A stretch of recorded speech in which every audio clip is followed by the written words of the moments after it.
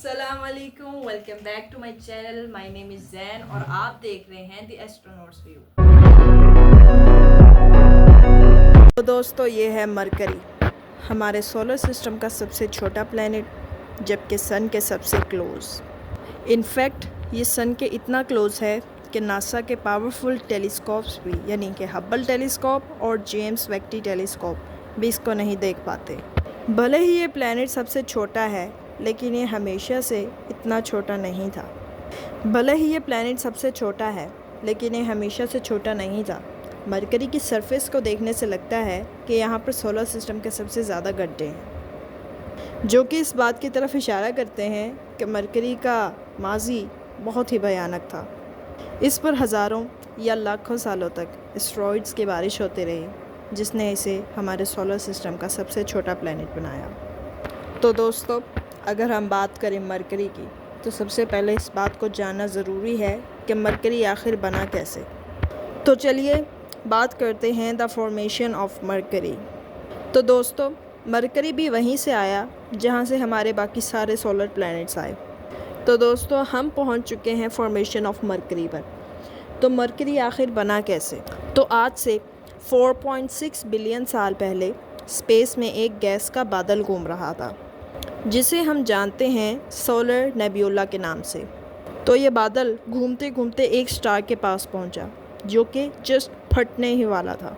तो जैसे ही वो स्टार फटा, ये बादल कोलैप्स होने लगा और ये बादल बहुत तेज़ी से घूमने लगा और घूमते घूमते इसका सेंटर बहुत ज़्यादा गर्म हो गया, जहां हमारा सन पैदा हुआ। और जहां ये बादल घूम रहा था, और जब ये बादल घूम रहा था, तो इसके अंदर मौजूद पार्टिकल्स बहुत ज़ोर से एक दूसरे के साथ बज रहे थे, जिसे हम एक्रीशन बोलते हैं। तो एक्रीशन के चलते ही सभी प्लैनेट्स बने, और मरकरी भी इसी वजह से बना, इसी प्रोसेस में बना। तो जब मरकरी पैदा हुआ, तब ये बिल्कुल अर्थ के जितना था। साइंटिस्ट का मानना है कि ये बिल्कुल अर्थ और वीनस के जितना था। तो फिर मरकरी के साथ कुछ इतना बुरा हुआ कि इसने अपना बड़ा साइज़ खो दिया, और ये हमारे सोलर सिस्टम का सबसे छोटा प्लैनेट बन गया। तो इसकी बात तो हम बाद में करते हैं। सबसे पहले आप सिर्फ इतना जान लें कि हम सब स्टार डस्ट का हिस्सा हैं, यानी कि एक स्टार के फटने से हमारा सोलर सिस्टम बना था, और बिलियंस ऑफ ईयर्स के एवोल्यूशन के बाद हम इस दुनिया में आए थे। तो बात कर लेते हैं मरकरी की डिस्कवरी की। तो दोस्तों, मरकरी को तकरीबन 5000 साल पहले ही डिस्कवर किया जा चुका था, क्योंकि मरकरी उन प्लैनेट्स में आता है जिन्हें हम बग़ैर किसी टेलीस्कोप की मदद से देख सकते हैं। तो दोस्तों, मरकरी, वीनस, मार्स, जुपिटर और सैटर्न, ये 5 ऐसे प्लैनेट्स हैं जिन्हें हम बग़ैर किसी टेलीस्कोप की मदद से भी देख सकते हैं। तो दोस्तों, मरकरी को सबसे पहले सुमेरियन सिविलाइजेशन ने देखा था, आज से 5000 साल पहले।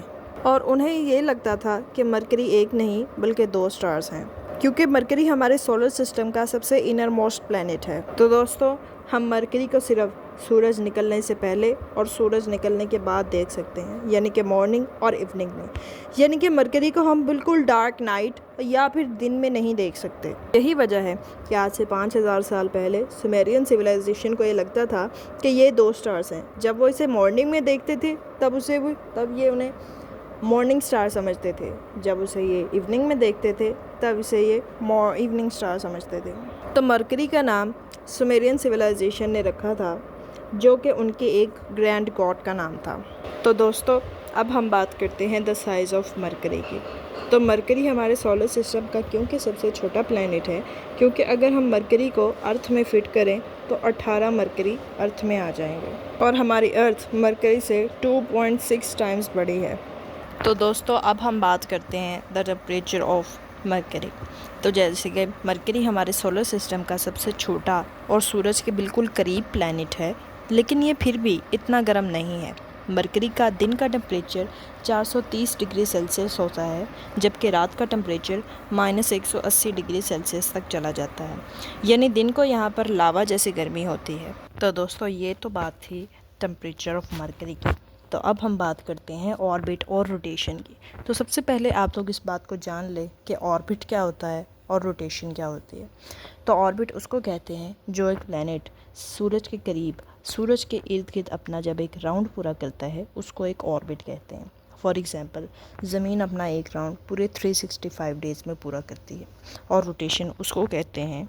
और रोटेशन वो होती है दोस्तों जो कोई प्लैनेट अपने ही एक्सिस के इर्द गिर्द पूरा करती है, यानी कि अर्थ अपना एक रोटेशन पूरे 24 घंटे में पूरा करते हैं।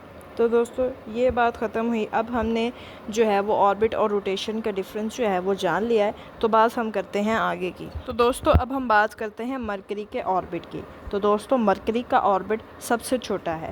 जो जितना कोई प्लैनेट सन से दूर होता है उतना ही उसका ऑर्बिट सबसे बड़ा होता है। तो मरकरी क्योंकि सन के बिल्कुल क्लोज है तो मरकरी का ऑर्बिट सबसे छोटा है। हमारे अर्थ तो अपना एक ऑर्बिट जो है वो 365 डेज़ में पूरा करती है, लेकिन मरकरी अपना एक ऑर्बिट जो है वो सिर्फ 88 डेज़ में पूरा कर लेती है, क्योंकि वो सन के बिल्कुल क्लोज है और उसका ऑर्बिट बहुत छोटा है। तो दोस्तों अब हम बात करते हैं रोटेशन की।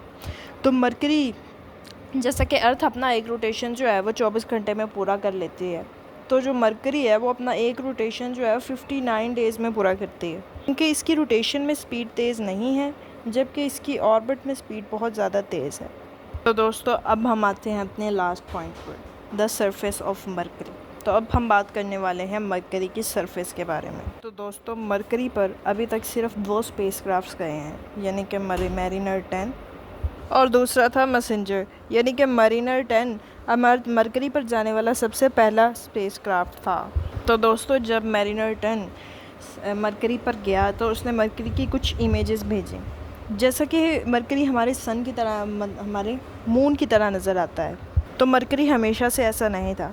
साइंटिस्ट का मानना है कि मरकरी से हमारे अर्थ जितना कोई प्लैनेट आकर टकराया और जिससे हमारे मरकरी का 60 to 70% हिस्सा स्पेस में चला गया।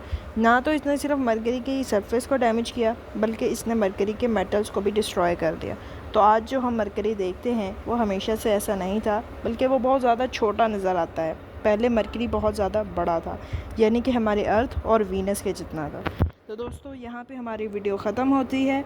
अगर आपके आज की वीडियो पसंद आई हो तो वीडियो को लाइक कीजिएगा, चैनल को सब्सक्राइब कीजिएगा। आपसे मुलाकात होती है एक नई वीडियो में, तब तक के लिए अल्लाह हाफिज़।